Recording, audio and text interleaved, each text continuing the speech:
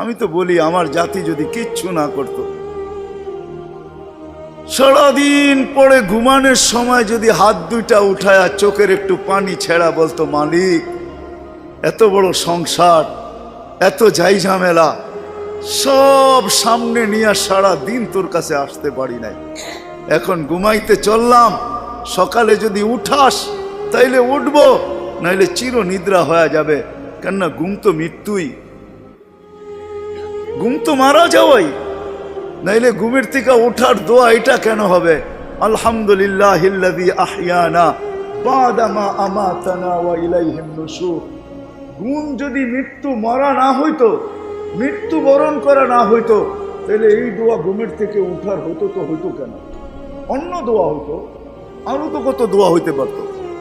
বোঝা গেল আমি মৃত্যুর থেকে ফিরে আসছি, মরে গেছিলাম ঘুমের ভিতরে। আমার জাতি যদি শোয়ার আগে হাত দুইটা উঠায় তওবা করে শুইত, নারী পুরুষ নির্বিশেষে, এইখানে তো এই বিশাল ওই মাথা পর্যন্ত একজনও পাওয়া যাবে কিনা যে ডেলি আমি ঘুমানোর আগে কমসে কম একটু হাত উঠায় তওবা করে হইলেও ঘুমাই, আল্লাহকে বইলা ঘুমাই, আল্লাহ যেমন করার ছিল সারাদিন করতে পারি নাই, যেমন পড়ার ছিল পড়তে পারি নাই, তোমার দিকে ছুটার ছিল ছুটতে পারি নাই, আমি কিন্তু মাপ চায় ঘুমাইতেছি। যদি উঠায় নাও ঘুমের ভিতরে, তাইলে ওদের অন্তর্ভুক্ত করো যাদের ব্যাপারে তুমি নিজেই কোরআনে বলছো ইউহিব্বুত তাওয়াবিন ওয়া ইউহিব্বুল মুতাতাহহিরিন। তুমি তওবাকারীকে ভালোবাসো, আমাকেও ভালোবাসার চাদর দিয়া ডাইবেন।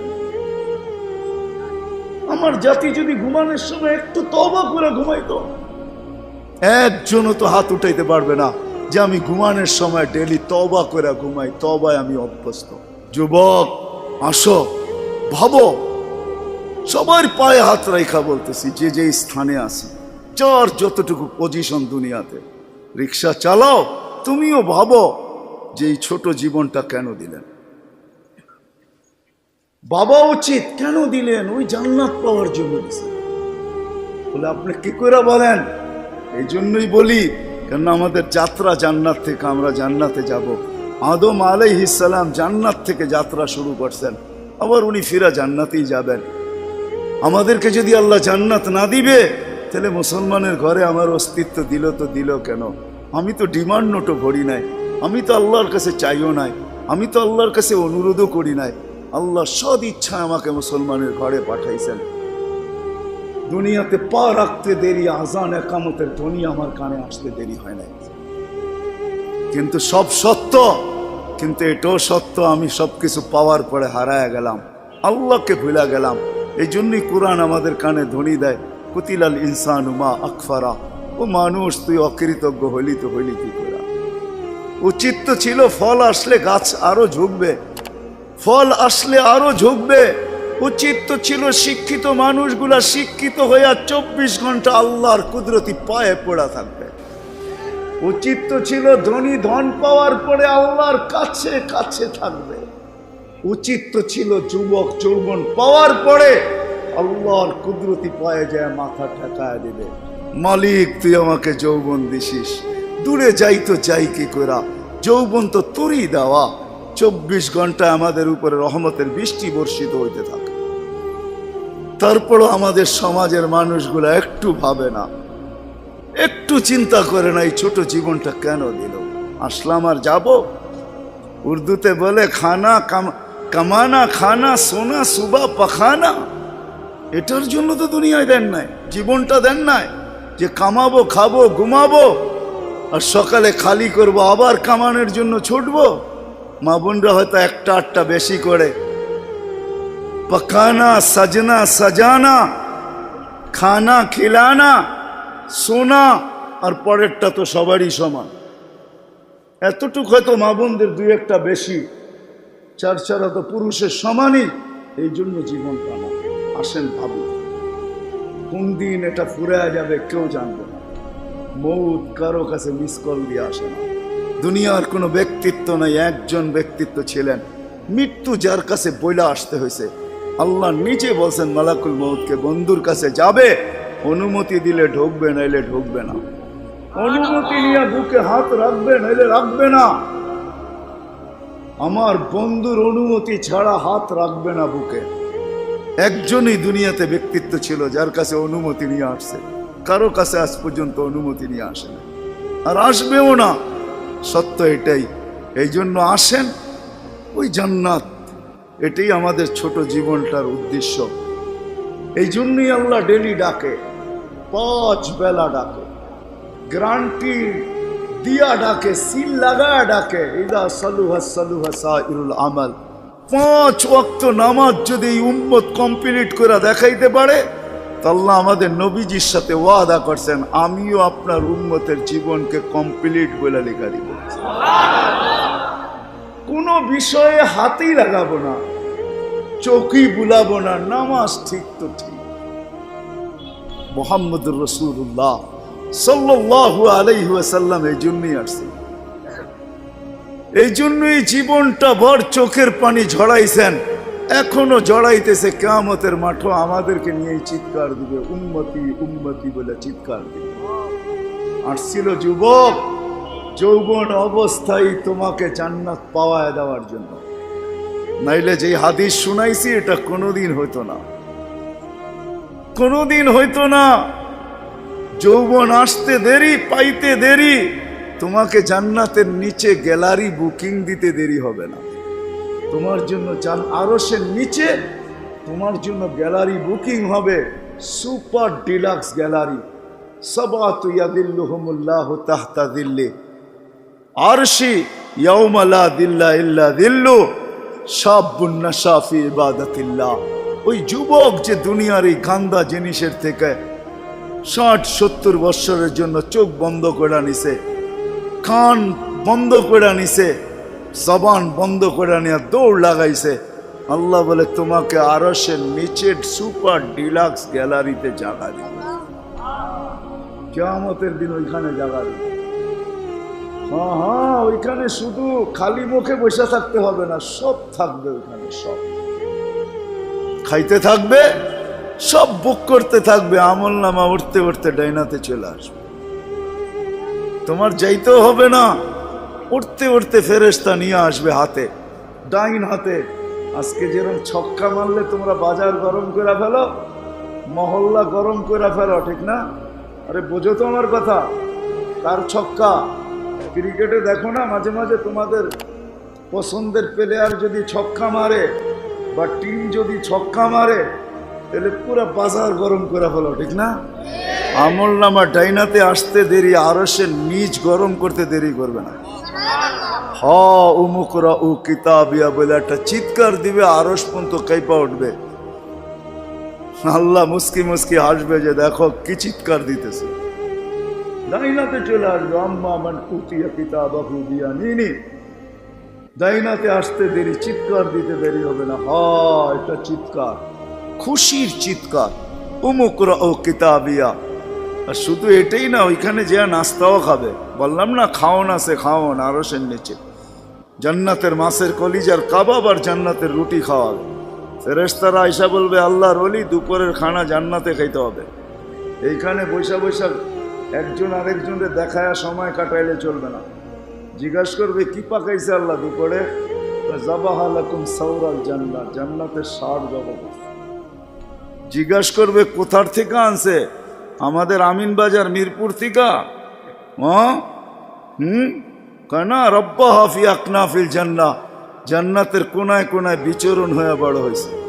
জিজ্ঞাসা করবে কি গাছ খাওয়াইছে আল্লাহ? ফেরেশতারা বলবে হাশিশ আর জাফরান, পিওর জাফরানের গাছ খাওয়া বড় হয়েছে। বর্ণনা শোনার পরে মুখে পানি এসে পড়বে, উঠবে জান্নাতে যাওয়ার জন্য, উঠতে দেরি। নূরুহুম ইয়াসা, ওই দিন নামাজের মজা বুঝে আসবে, ওই দিন উজুর মজা বুঝে আসবে।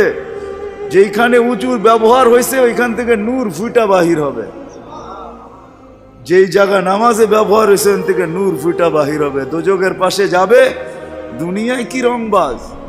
দুজক যখন জিজ্ঞাসা করবে তোমরা কারা, তো সব রং বুড়াও রংবাজ হয়ে যাবে। রংবাজ বোঝেন তো?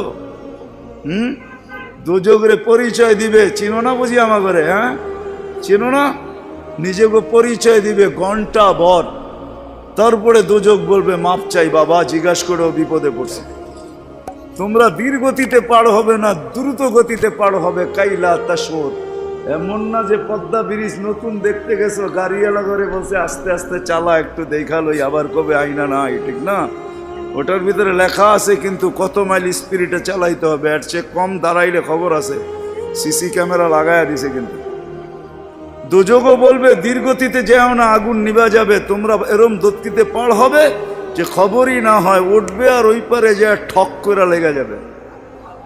আর ফেরেশতারা প্রটোকল দেওয়ার জন্য দাঁড়ায় থাকবে। ওয়াসিকাল্লাযীনা তাকাউ রাব্বাহুম ইলাল জান্নাতি সুমারা হাত্তা ইযা জাউহা ফুতিহাত আবওয়াবুহা ওয়া ক্বালা লাহুম খাজানাতুহা সালাম। ফেরেশতারা প্রটোকল দিবে, বলবে চিরদিনের লেগে ঢোকো জান্নাতে। আমাদের নবীজি এটাও জানায়া দিয়েছেন এই উম্মতকে, শুধু আমাদের নবীজি আর এই উম্মতকে, যুবক তোমাদের জান্ডা কিন্তু হাসান হুসাইনের হাতে থাকবে। মজা অন্যরকম হবে। মা বোনদের জান্ডা ফাতেমা রাদিয়াল্লাহু তাআলা আনহার হাতে থাকবে। আমাদের বয়স্কদের জান্ডা আবু বকর আর ওমর রাদিয়াল্লাহু তাআলা আনহুমার হাতে থাকবে। আল্লাহর নবীজি আগে আগে থাকবে। ওয়াস্তাকবিলুনি উম্মতি রব্বি, আল্লাহ জান্নাতের গেটে আমাদেরকে স্বাগত জানাবে। কেমন হবে? সর্বশেষ যে জান্নাতে যাবে, সর্বশেষ, শেষ পড়ার কেউ যাবে না। ও যখন জান্নাতের দরজায় যাবে, হুর দেইকা 40 বছর তাকায় থাকবে, খালি রূপ দেইকা 40 বছরের লেগে ট্যা হয়ে যাবে, ট্যা। 40 বছর পরে হুর ওর গালের ভিতরে চিমটিকাইটা বলবে, খালি দেখবি আর কিছু কাহিনী নাই, আর কত দেখবি তুই আমারে, চল ভিতরে। ওই জান্নাতের জন্য ছোট জীবনটা দিছে। ওটার জন্যই যার কাছে যে যেই অবস্থানে, এই অবস্থানটা ওই জান্নাতের জন্য কাটাবে কিভাবে, এটার জন্য মুহাম্মাদুর রাসূলুল্লাহ সাল্লাল্লাহু আলাইহি ওয়াসাল্লাম। আমি তো বলি যুবক, হায় এই জীবনে তো কতবারই চুল কাটলা, ঠিক না? কাটো নাই চুল? হ্যাঁ, কমসে কম তো ঈদে কাটো, ঠিক না? আজ পর্যন্ত সেলুনে যে কোনোদিন বলছো যে আজকে তোদের যতগুলা ডিজাইন আছে এগুলো সরা? ও যদি বলে তোর মাথায় কি হলো, কয় না না সরা তুই এই ডিজাইন। আজকে আমি নিয়ত করে আসছি আমার চুল কাটবো আমার নবীর ডিজাইনে, আমাকে কাটা দিবি। একজন যুবক দেখুক, বলুক কসম খোদার যদি তুমি নবীর মহব্বতে একদিন চুলও কাটতে পারো, তাহলে আমি জানি তোমার যদি ঈমান নিয়ে মরতে পারো, একদিনের চুল কাটা তোমাকে জান্নাতে নিয়ে যাবে। নবীর আদর্শ আল্লাহর কাছে বড় প্রিয়। এই জন্য আসো, লম্বা করতে চাইতেছি না, আসো ছোট জীবনটা যে যেই ক্ষেত্রে আসি, যুবক যৌবনে, নারী নারীত্বে, পুরুষ পুরুষত্বে, ধনী ধনের ভিতরে, যে যে অবস্থানে আসি, পজিশনে আসি, এটা ওই জান্নাত নেওয়ার জন্য। নাইলে পস্তাইতে হবে, সওয়া যাবে না, এটাই সত্য। এক এক দুযোগীর এক একটা দাঁত হবে 10 কিলোমিটার চওড়া, উপরের মারিটা হবে 160 কিলোমিটার, বসতে জায়গা লাগবে 470 কিলোমিটার। ওই পাহাড় আমি 4 বার এই 2 চোখে দেখছি, ইয়ামানে জাবালে বায়দা, যেটার সমান এক একটা রান হবে। হায়, সইতে পারবে না। তোমাকে মুসলমানের ঘরে অস্তিত্ব দিছেন এই জন্য না, তোমাকে মুসলমানের ঘরে অস্তিত্ব দিছে যুবক এই জন্য যে তুমি যৌবন দিয়েই আল্লাহর কাছ থেকে জান্নাত নিয়ে নিবে। পরের সময়টা যেটা থাকবে ওটা শুধু বোনাস থাকবে। জান্নাত তুমি নিয়ে নিবে, পরে যা সময়টা পাবে এটার জন্য তোমার পদমর্যাদা বাড়তে থাকবে, জান্নাতে মর্যাদা বাড়তে থাকবে। কিন্তু জান্নাতের প্লট তুমি যৌবন দিয়ে নিয়ে নিবে, এই জন্য তোমাকে যৌবন দিয়েছে। আসো আজকে সবাই মিলে অঙ্গীকার করি, বুলার রাস্তার থেকে ফিরে আসি আর ভাবি যে আমাকে কিন্তু জান্নাত নিয়ে যেতে হবে। ওইখানে কোনো পরিচয় চলবে না। যদি চলতো তাহলে একটা কথা বলেই শেষ করতেছি, দুনিয়ার কারো যদি নাও চলতো তাহলে আবু তালেবের জন্য চলতো পরিচয়। আবু তালেবের চলতো, যেই নবীর পিঠের ছোঁয়া পাইলে ভাগ্য খোলে, আল্লাহর রসুল খেজুর গাছে পিঠ লাগায় জুমার খুতবা পড়তেন। যেই দিন মেম্বরে উঠছেন, পা রাখছেন, খেজুর গাছ বাচ্চার মতো ফুফায় ফুফায় কাঁদতেছিল, বিলাপ করতেছিল, আমাকে বঞ্চিত করলেন কেন? পেটের ছোঁয়া দিতেছিলেন, ধন্য হইতেছিলাম, কেন বঞ্চিত করলেন? মেম্বরে কেন পা দিলেন? আল্লাহর রসুল সান্ত্বনা দিতে দিতে এই পর্যন্ত সান্ত্বনা দেওয়ার পরে কান্না থামছে যে তোকে আমি জান্নাতে নিয়ে যাব। দুনিয়াতে তুই খেজুর খাওয়াইতে পারিস না, তুই জান্নাতে খেজুর দিবি, আমি খাবো। ওই আবু তালেবই আল্লাহ রসুলের ছোঁয়ায় ধন্য হতো। 44 বৎসর চাচার সিনায় থাইকা বড় হয়েছেন। 44 বৎসর পর্যন্ত চাচার সিনায় ছিল। ও যুবক, আমি চুল কাটার কথা এই জন্য বলতেছিলাম। আনাস ইবনে মালিক রাদিয়াল্লাহু তাআলা আনহু বলেন, আল্লাহর রসুল আমার ঘরে আসছে, আমি দস্তরখান বিছায়া দিছি, খাইছেন, দস্তরখান দিয়ে হাত মুছছেন। ওই দিন থেকে নিয়ে আজ পর্যন্ত যতদিন বেঁচে থাকবো দস্তরখানকে পানি আর সাবান দিয়ে আমি পরিষ্কার করি না, আর করবো না। যখনই ময়লা হয় আমি আগুনে নিক্ষেপ করি, আগুন ময়লা খায়া ছাই করে ফেলে, আমাকে চকচকে দস্তরখান ফেরত দেয়। একটা সুতাও জ্বালানোর ক্ষমতা রাখে না। যেই রসুলের হাতের ছোঁয়া পাইলে দুনিয়ার আগুন, দুনিয়ার সুতা পড়তে পারে না। তুমি যদি ওই রসুলের স্টাইলে চুল কাটো তো দুজক তোমাকে ধরবে, তো ধরবে করতে পারে। আমার কাছে লজিক আছে, যুক্তি আছে। আসো, কোনো পরিচয় চলবে না, চলবে শুধু মুহাম্মদুর রাসূলুল্লাহ, তার আদর্শ চলবে। এই জন্য আসেন, ওয়াদা করি আজকের থেকে যে আমি আমার জীবনটাকে আল্লাহর রসুলের আদর্শে যে জায়গায় আছি, গরিব গুরবতের ভিতরে থেকে, হায় গরিব তো ভাবে দুনিয়াও পেলাম না, আমিও ভাবি গরিব দুনিয়াও পাইল না, আখেরাত যেন হাতছাড়া না হয়। কিয়ামতের মাঠের আধিপত্য গরিবদেরই থাকবে। একটাই সম্প্রদায় কিয়ামতের মাঠে যাদের হিসাব কিতাব হবে না, কানে কানে ফেরেশতা বলবে ইনতালিকু ইলাল জান্নাতি বিগাইরি হিসাব ওয়ালা কিতাব, তোমাদের হিসাবও নাই কিতাবও নাই, চলো জান্নাতে চলো। এই জন্যই আল্লাহ রসুল গরিবদের ভিতরে উঠতে চাইছেন। অহশুরনি ফি জুমরাতিল মাসাকিন, হিসাব কিতাব নাই। শুধু এইখানেই শেষ না, আল্লাহ বলবে তামাত্তাউ 500 আম হাত্তা ইয়াদখুলাল আগনিয়া, দুনিয়াওয়ালারা দুনিয়ায় ভোগ করছে 60-70 বৎসর, তোদেরকে দেখায় দেখায়, তোরা খাবি 500 বৎসর ওদেরকে দেখায় দেখায়।